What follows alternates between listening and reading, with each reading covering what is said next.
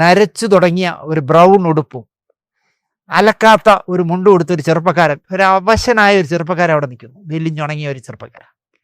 എന്നെ യു രവീന്ദ്രനാഥ് പരിചയപ്പെടുത്തി. ഇത് ഗിരീഷ്, ഞങ്ങളുടെ നാട്ടിൽ ഗിരീഷ് പുത്തഞ്ചേരി എന്ന് പറയും. ഒരു കാര്യം ചെയ്യ്, മേലെ ആ പടത്തിന് വേണ്ടി പാട്ടെഴുതാൻ എന്നെ വിളിക്കരുത്. തിരുവനന്തപുരത്തുള്ള ഏവനെങ്കിലും വെച്ച് ചെയ്യും എന്ന് പറഞ്ഞാൽ അയാൾ ഫോൺ കട്ട് ചെയ്തു. തിരുവനന്തപുരത്തുള്ള ഏവനെങ്കിലും വെച്ച് എഴുതിക്കൊള്ളാൻ. ഈ ഏവൻ എന്ന് പറയുന്നതിൽ ONV കുറുപ്പ് പെടുവോ, ശിവകുമാരൻ തമ്പി സാർ പെടുവോ, പൂച്ചൽ ഖാദർ സാർ പെടുവോ എന്ന് പറഞ്ഞാൽ ഞാൻ കുറേ ലിസ്റ്റ്, ബിച്ചു തിരുമല പെടുവോ എന്ന് പറഞ്ഞു കുറേ ലിസ്റ്റ് അങ്ങോട്ട് ചോദിച്ചു. ഞാൻ ചോദിച്ചു ഞാൻ എന്താ തരേണ്ടേ എന്ന് ചോദിച്ചു. ദിനേശേ, എനിക്ക് നിന്നെ ഇഷ്ടപ്പെട്ടു കേട്ടോ, ആദ്യത്തെ പടമല്ലേ, ഒരു ₹1 വെള്ളി കോയിൻ എടുത്തോ, ഒരു ടിക്കറ്റ് എടുത്തു, ബസ്സിലെ ഒരു ടിക്കറ്റും ഒരു വെള്ളി കോയിനും തരാൻ പറഞ്ഞു. ഞാൻ നേരെ പോയി ബസ്സിലെ ടിക്കറ്റ് എടുത്തു. ഏതോ നല്ല ബസ്സിലാണ്, സൂപ്പർ ഫാസ്റ്റോ എക്സ്പ്രസ്സോ അങ്ങനെ ഏതോ ഒരു ബസ്സിൽ, സമയം അല്പം ലേറ്റ് ആവുമെങ്കിലും നല്ലൊരു ബസ്സിൽ, അല്ല ഓർഡിനറി ബസ്സിൽ കയറ്റി വിട്ടില്ല. എടുത്ത് വന്ന് ടിക്കറ്റും കൈ കൊടുത്ത് ബസ്സിൽ കയറാൻ നേരത്തെ ഒരു കവർ കൈ കൊടുത്തു. ഇതെന്തോന്ന്, 1 ദിവസമായി, 2 ദിവസമായി, 5 ദിവസമായി, ഒരു വരി എഴുതില്ല. ഞാൻ BR പ്രസാദിനെ കാണാൻ ചെല്ലുമ്പോഴൊക്കെ TV-യിൽ സയാമീസ് ഇരട്ടകളെ വേർപെടുത്തുന്ന, രണ്ടാക്കുന്ന ഓപ്പറേഷൻ കാണലാണ് പുള്ളിക്ക് ജോലി. 5-ാമത്തെ 6-ാമത്തെ ദിവസമായപ്പോൾ എനിക്ക് കുരുപൊട്ടി. ഞാൻ ബാറ്റ് ഡെവലിലാണ് ജോലി ചെയ്യുന്നതെന്ന് അറിയാമോ? അറിയാം. അത് വയലാറിൻ്റെ മകനായതുകൊണ്ടാണോ എന്നറിയില്ല. അവിടെ സ്റ്റാഫുകൾക്ക് ഒരാളിനും എന്നെ കണ്ടുകൂടാ. അതുകൊണ്ട് എനിക്ക് ലീവ് കിട്ടില്ല. 9 മണി എന്ന് പറഞ്ഞപ്പോൾ തമ്പാനൂർ ബസ് സ്റ്റാൻഡിൽ വന്നിറങ്ങിയ അദ്ദേഹം കയ്യിൽ നമ്മൾ ഈ പിരിവാരൊക്കെ കൊടുക്കും പോലത്തെ ഇത്ര ഉള്ളൊരു ബാഗ്, അതിനകത്ത് മുറുക്കാനൊക്കെ ഉണ്ട്. ആ ഒരു ബാഗും കഷത്ത് വെച്ച് നമ്മൾ പെട്ടെന്ന് കണ്ടാൽ വിചാരിക്കും ഈ പെണ്ണാലോചനയ്ക്കൊക്കെ പോകുന്ന മൂന്നാനാണെന്ന്. അങ്ങനെ വരികയാണ് മുണ്ട കൊടുത്ത്. വെറുതെ ഇരിക്കില്ല, വാചമടിച്ച് ഞാൻ അടുത്ത് ചെയ്യാൻ പോകുന്ന സീരിയലിൻ്റെ കഥ പുള്ളിയോട് പറഞ്ഞു. പുള്ളി ആദ്യ കറിയും പിടിച്ച് എന്താണെന്ന് എനിക്കുണ്ട്. എന്നെ പറഞ്ഞു, ദിനേശ് ഇതിലൊരു സിനിമയുണ്ട്, നമുക്കിത് സിനിമയാക്കാം. ഞാൻ ഇതുവരെ വേറൊരാളുടെ കഥ എടുത്ത് തിരക്കഥ എഴുതിയിട്ടില്ല. ഞാൻ ഇതിൻ്റെ വേറൊരാളുടെ കഥ PG അനിൽ എന്ന് പറഞ്ഞ വർക്കലക്കാരൻ്റെ, ചെറുകിഴക്കാരൻ്റെ, കടക്കാവൂരുകാരനായ PG അനിലിൻ്റെ സ്ക്രിപ്റ്റാണ്, കഥയാണ്. അയാളുടെ പെർമിഷൻ വാങ്ങിച്ചാൽ മതി ദിനേശ്, അത് വെച്ച് ഞാനൊരു സിനിമ ഉണ്ടാക്കാൻ വേണം. അത് സുജാതയുടെ ഈ ഒരു കൊഞ്ചലോടുകൂടി പാടുന്ന എനിക്ക് ഭയങ്കര ഇഷ്ടമാണ്. ഭയങ്കര ലവബിൾ അല്ലേ സുജാതയുടെ ശബ്ദം. കാശ് മുടക്കുന്ന നിർമ്മാതാക്കളുടെ കൂടെ വേണം നമ്മൾ സിനിമാക്കാർ നിൽക്കാൻ, ടെക്നീഷ്യന്മാർ. അല്ലാതെ നമ്മൾ ഉണ്ടാക്കിയെടുക്കുന്ന ഇരയുടെ കൊച്ചുരാമ എന്ന് പറയുമ്പോൾ ഇരിക്കുകയും, കിടയുടെ കൊച്ചുരാമ എന്ന് പറയുമ്പോൾ കിടക്കുകയും, കരയുടെ കൊച്ചുരാമ എന്ന് പറയുമ്പോൾ കരയും ചെയ്യുന്ന, വഴിയോരത്ത് കൊണ്ടുവച്ചുകൊണ്ടിരിക്കുന്ന, സർക്കസുകാരൻ കൊണ്ടുവച്ചിരിക്കുന്ന കുരങ്ങിനെ പോലെ ആർട്ടിസ്റ്റുകളെ കാണാവൂ.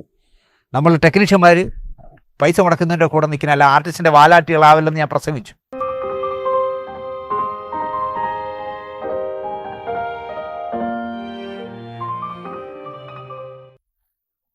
ദിനേശേട്ടൻ സംവിധാനം ചെയ്ത സിനിമയാണ് ബംഗ്ലാവ് ലവ്. അതില് വളരെ മനോഹരമായ 2 പാട്ടുകളുണ്ട്. ഒന്ന് കാമുകന്മാരുടെ പാടുന്ന പാട്ടുകൾ, പിന്നൊന്ന് ലാൽ പാടുന്ന പാട്ടും. അതും കാമുകയും തന്നെ. അപ്പോ ആ പാട്ടിന്റെ ചിത്രീകരണമായിട്ട് ബന്ധപ്പെട്ടുള്ള എന്താണ് ഇപ്പോൾ എന്ന് പറയാം? അത് പാട്ട് പാടാനുള്ള കഴിവില്ല എങ്കിലും പാട്ടില്ലാത്തൊരു ജീവിതം എനിക്ക് കുട്ടിക്കാലം മുതലില്ല. ഇപ്പോൾ കാറിൽ കയറി കഴിഞ്ഞാൽ ഭാര്യ പറയും, എന്തിനാ ഇങ്ങനെ ഉച്ചത്തിൽ വയ്ക്കണമെന്ന്. എനിക്ക് ഉച്ചത്തിൽ പാട്ട് കേൾക്കണം. അപ്പോൾ കാറിൽ ഇങ്ങനെ നിരന്തരമായി പഴയ കാലത്തെ പാട്ടുകൾ കേൾക്കുക എന്നുള്ളതാണ്. എന്നാൽ അതിലൊരു വാശിയൊന്നുമില്ല കേട്ടോ, ഏതെങ്കിലും പാട്ട് കേട്ടാലും മതി. എനിക്ക് ഭാഷ അറിഞ്ഞൂടാത്ത ഗസൽ, ഹിന്ദി എനിക്കറിയില്ല, പക്ഷേ ഗസൽ എത്ര മണിക്കൂറാണെങ്കിലും ഞാൻ കേട്ടിരിക്കും.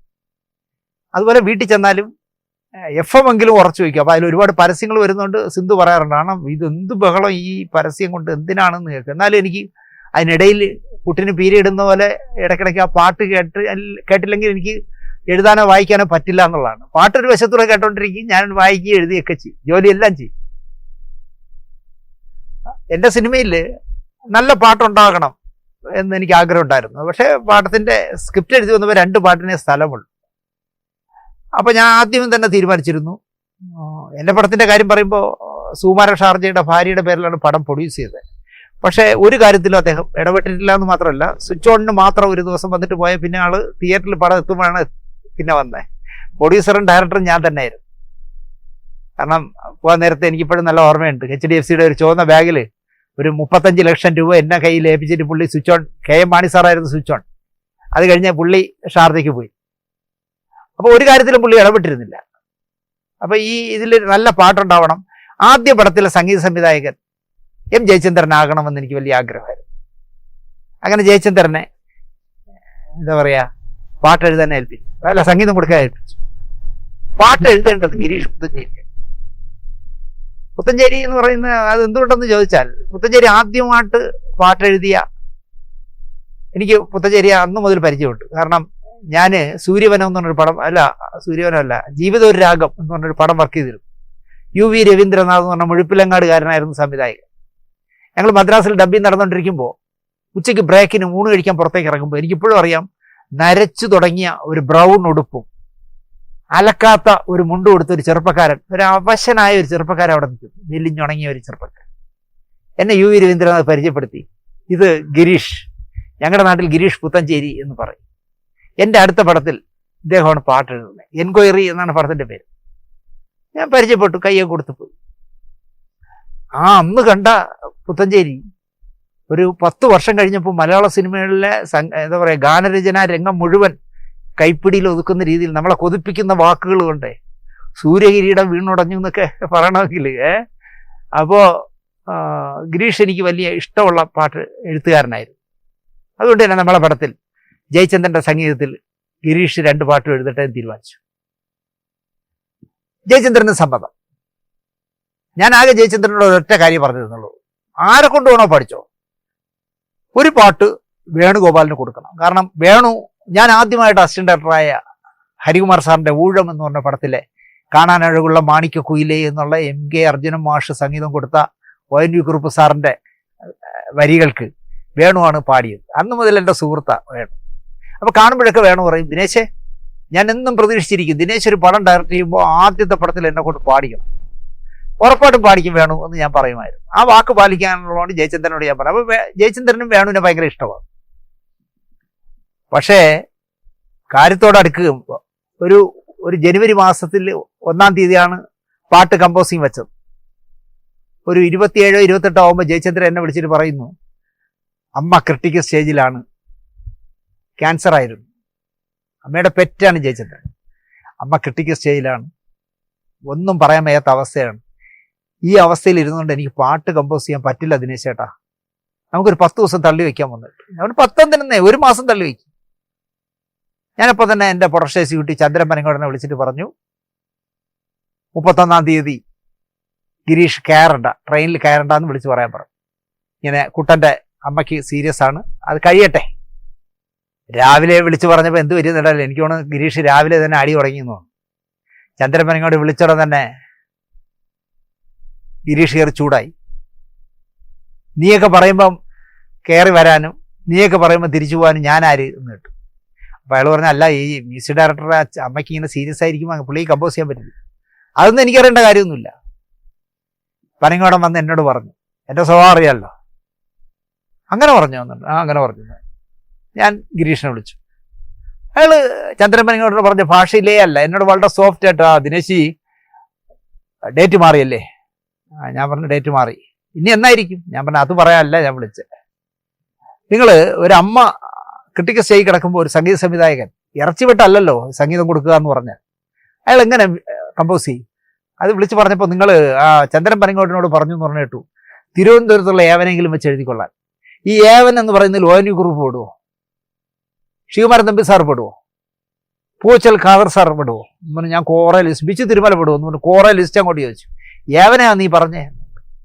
അവന്, ഗിരീഷേ, മദ്രാസിലെ വാസു സ്റ്റുഡിയോയിൽ വെച്ച് നിന്നെ കണ്ട ആദ്യമായി പടത്തിന്റെ ചാൻസ് വെച്ച് വന്ന് നിന്ന രൂപം എനിക്കറിയാം, നിന്നോട് ഇഷ്ടമുള്ളത് കൊണ്ടാണ് ഞാൻ എൻ്റെ പടത്തിൽ എഴുതാൻ പറഞ്ഞത്. പിന്നെ ചിത്രമൊക്കെ ഇറങ്ങിയിരുന്ന സമയത്തെ 25 ലക്ഷം 35 ലക്ഷം ഓഡിയോയ്ക്ക് കിട്ടുമായിരുന്നു. ഇപ്പോൾ ഓഡിയോയ്ക്ക് 10 പൈസ കിട്ടില്ല. അതുകൊണ്ട് ഗിരീഷ് പുത്തഞ്ചേരി എഴുതിയാൽ കുറെ ലക്ഷങ്ങൾ വാരാം എന്ന് പറഞ്ഞല്ല ഞാൻ ചെയ്യണം. ആ പാട്ടിന് വേണ്ടി എത്ര രൂപ മുടക്കണം, അത്രയും പൈസ നഷ്ടമാണ്. അതുകൊണ്ടൊരു കാര്യം ചെയ്യും ഗിരീഷേ, നമുക്ക് ഇവിടെ വെച്ച് ഈ പടത്തിലെ പാട്ടെഴുത്ത് അവസാനിപ്പിക്കാം.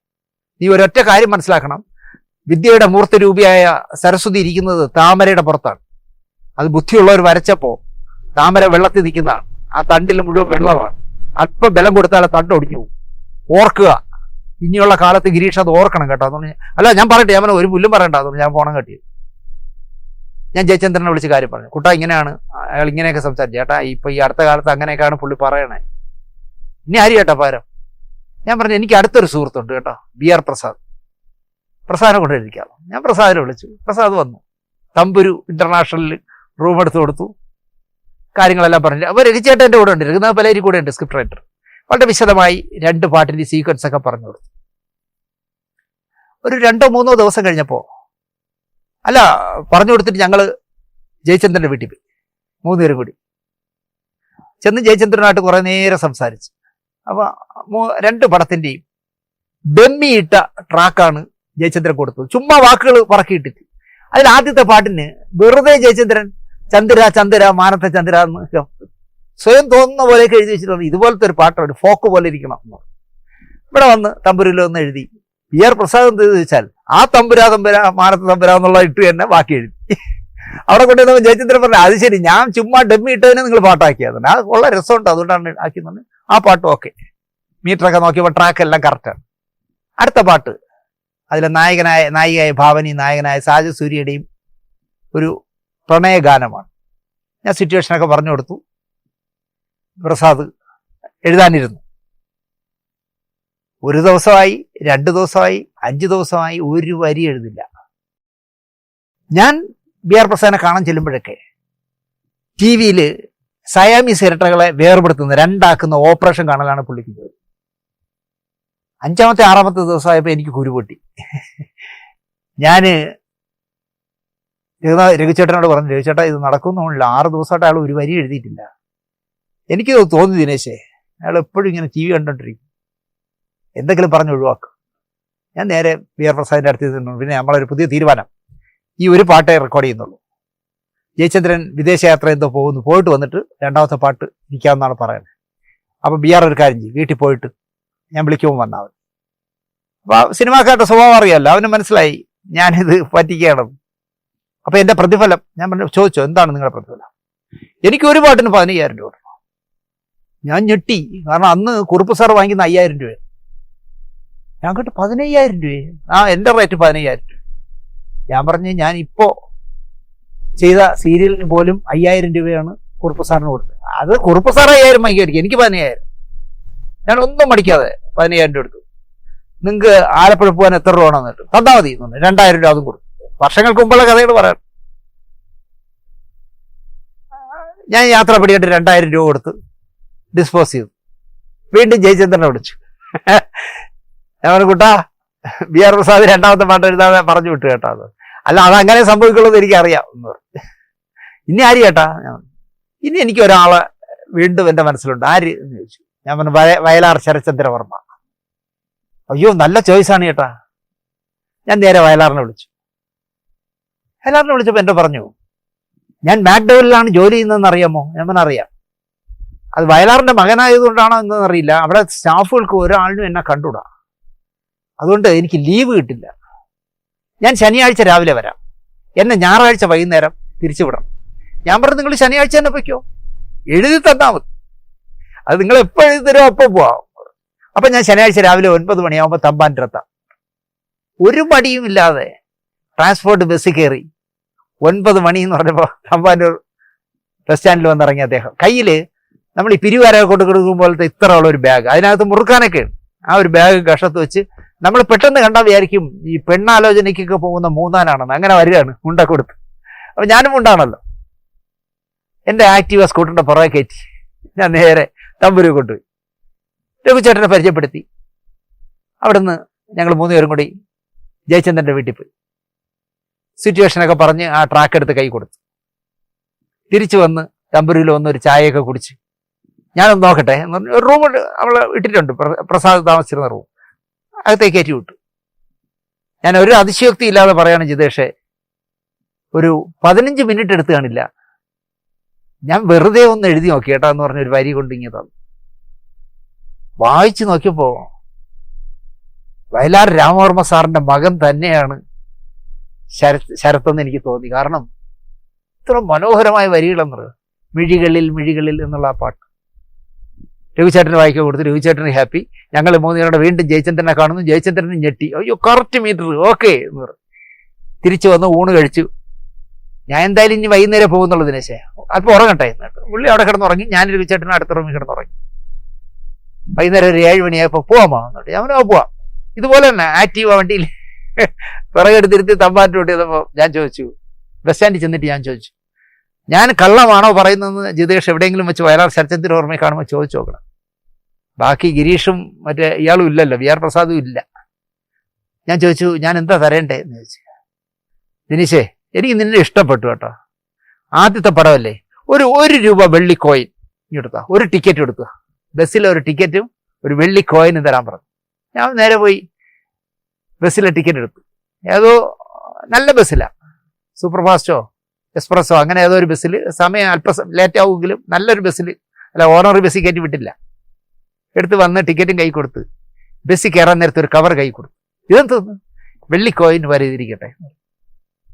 എനിക്കത് വേണ്ട എന്നൊക്കെ പറഞ്ഞു. ഞാൻ പറഞ്ഞു, എൻ്റെ സന്തോഷത്തിൽ തരണല്ലേ ചേട്ടൻ വാച്ചോ എന്നൊക്കെ കൊടുത്തു. ഒരു വൗച്ചറിൽ ഒരു ഷൂ വരച്ചതാ എന്ന് പറഞ്ഞു, വരച്ചു തന്നു. എമൗണ്ട് ഒന്നും അതിൽ എഴുതിയിട്ടില്ല. ബസ് വിട്ടു, കാണാമേ എന്ന് പറഞ്ഞു പോയി. എനിക്ക് തോന്നുന്നു ഒരു കഴക്കൂട്ടമൊക്കെ എത്തിക്കാണ്. ഒരു ക്യൂരിയോസിറ്റി ഉണ്ടായിരിക്കാം പുള്ളി ആ കവർ തുറന്നു നോക്കി. നോക്കിയപ്പോ 15,000 രൂപ ഉണ്ട് അതിൽ. പുള്ളിയോടെ എന്നെ വിളിച്ച്, ദിനേശ് എനിക്ക് ഈ കവറിൽ എത്ര രൂപ വന്നേ? ഞാൻ 15,000. ദിനേശ് എന്ത് ദിനേശായി കാണിക്കണേ, ഒരു തുടക്കക്കാരനല്ലേ നീ, ഞാനും ഒരു തുടക്കക്കാരനല്ലേ, ഞാനൊരു 10,000 രൂപ കാണുമെന്ന് വിചാരിച്ചു. ഞാൻ പറഞ്ഞു, എൻ്റെ ഇതിൽ ഒരു പാട്ട് എഴുതി ബി ആർ പ്രസാദ്, അവൻ എന്നോട് 15,000 രൂപ കണക്ക് കുറഞ്ഞു വാങ്ങിച്ചു. വയലാർ രാമവർമ്മയുടെ മകൻ അതിൽ 1 രൂപ കുറച്ചു കൊടുത്താൽ എനിക്കാണ് നാണക്കേട്. ആ മനുഷ്യനോട് ഞാൻ ചെയ്യുന്ന ഏറ്റവും വലിയ ക്രൂരതയായിരിക്കും. എനിക്ക് തോന്നുന്നു വയലാർ ശരചന്ദ്രൻ ഓർമ്മ അപ്പോൾ 5,000 രൂപ പോലും വാങ്ങിയിട്ടില്ല. ആ കാലത്ത് ഞാൻ നോക്കിയത് ഇങ്ങനെയാണ്, വയലാർ രാമവർമ്മ സാറിന്റെ മകനാണ് ശരചന്ദ്രൻ ഓർമ്മ. അയാൾക്ക് നമ്മൾ 10 പൈസ കുറച്ചു കൊടുത്താൽ, ബി ആറിനേക്കാൾ 10 പൈസ കുറച്ചു കൊടുത്താൽ അത് വയലാർ രാമവർമ്മയോട് ചെയ്യുന്ന മോശത്തരമാണെന്ന് എനിക്ക് തോന്നി. സത്യം പറഞ്ഞാൽ എനിക്ക് തോന്നുന്നു ഇപ്പോഴും അതുകൊണ്ട് തന്നെ വയലാർ ശരചന്ദ്രൻ ഓർമ്മയ്ക്ക് എന്നോട് ആ സ്നേഹമുണ്ട്. ഞാൻ ഈ അടുത്ത കാലത്ത് വയലാറിന് ഒരു പെൺകുട്ടിയുമായിട്ട്, ഒരു ക്രിസ്ത്യൻ പെൺകുട്ടിയുമായിട്ട് പ്രണയം ഉണ്ടായിരുന്നു എന്നും ആ കല്യാണം നടക്കാതെ പോയതുകൊണ്ട് അത് വെച്ചിട്ടാണ് കുരുത്തോല പെരുന്നാളിന് പള്ളിയിൽ പോയി വരും കുഞ്ഞാറ്റ കുരുവികളെ എന്നുള്ള പാട്ട് എഴുതിയതെന്നൊക്കെ പറഞ്ഞ് അവർ എപ്പിസോഡ് ചെയ്തിരുന്നു. അവരിപ്പോൾ ഒരു കന്യാസ്ത്രീയാണ്. ഈ പ്രോഗ്രാം പോയതിൻ്റെ പിറ്റേ ദിവസം രാവിലെ എന്നെ വയലാർ ശരചന്ദ്രൻ ഓർമ്മ വിളിച്ച്, എനിക്കിങ്ങനെ ഒരു കുഞ്ഞമ്മ ഉണ്ടോ ദിനേശ്? ഞാൻ കരുതുന്നത് എനിക്കൊരു വലിയമ്മയും എൻ്റെ അമ്മയും ഉള്ളതാ കരുതിയേ. ഞാൻ പറഞ്ഞ്, നമ്മൾ കണക്കുകൾ പറയാൻ പോയാൽ വർമ്മ സാറിന് ഒരുപാട് കുഞ്ഞമ്മമാർ കാണും. എന്തായാലും ഇത് ഉള്ളതാണെന്നാണ് ഞാൻ അറിഞ്ഞത്. അപ്പൊ എന്താ പറഞ്ഞു, ദിനേശേ എന്തെങ്കിലും വിവരം അവരെ കുറിച്ച് കിട്ടുകയാണെങ്കിൽ അതെനിക്ക് തരണം.